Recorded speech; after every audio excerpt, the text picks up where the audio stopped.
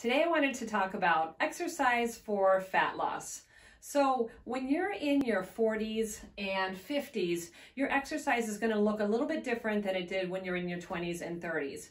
First of all, when we were in our 20s, we could eat whatever we wanted and it didn't really have an effect on us. We didn't even sleep a lot and it didn't have an effect. But as you get older, those things start to change. So you start to lose muscle right around 35 to 40. So it is super important to incorporate weight training.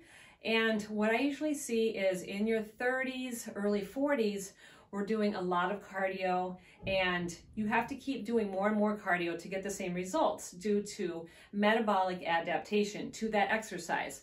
So in turn, once that you stop seeing the results from the cardio, you start decreasing calories. And then we kind of paint ourselves into a corner. We're exercising more and we're eating less and we're not getting the same results. So you slowly have to wean yourself from that. And what I recommend is switching out a cardio session for a weight training session until you flip that schedule. So I recommend weight training 3 to 5 days a week. If you can get into the gym 5 days a week, that's great, but you don't have to. You can get great results from a 3-day full body program. That's for beginners. Once you start getting a little bit more intermediate to advanced, I would definitely recommend getting in some more lifting days, at least 4 to 5 days a week. And then in addition to that would be daily steps and NEAT, which is non-exercise activity thermogenesis. Is a fancy name for all the little fidgeting that we do, daily movement that isn't necessarily exercise. So these all contribute to calories burned. So getting in a step goal every day and increasing your daily activities is going to help towards fat loss.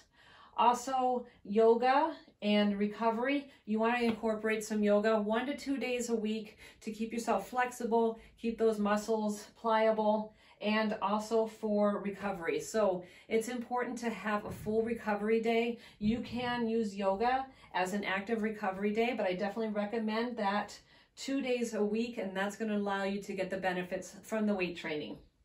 And then as far as cardio goes, cardio should be used for cardiovascular benefits, not for fat loss. So incorporate some cardio 1, maybe 2 times a week in like a 20-minute HIIT session, or you could go for a run. But to rely on that for fat loss isn't going to work anymore. This is where you want to live.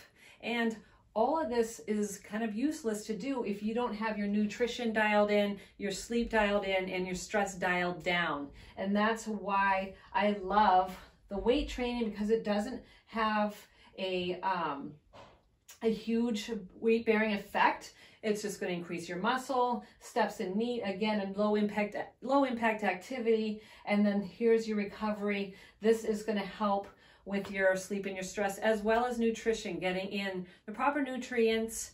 Nice lean protein is going to help build the muscles that you're trying to build when you're doing the weight training. So weight training is going to increase your metabolism, and that's going to let you eat more calories to maintain your physique. And that's actually exactly where we want to be, is encouraging fat loss rather than weight loss, putting on some muscle and doing a body recomposition basically. So taking off a little bit of the fat, adding on a little bit of muscle, and that's going to increase your physique. So this is the schedule that I would recommend once you get into your 40s and 50s.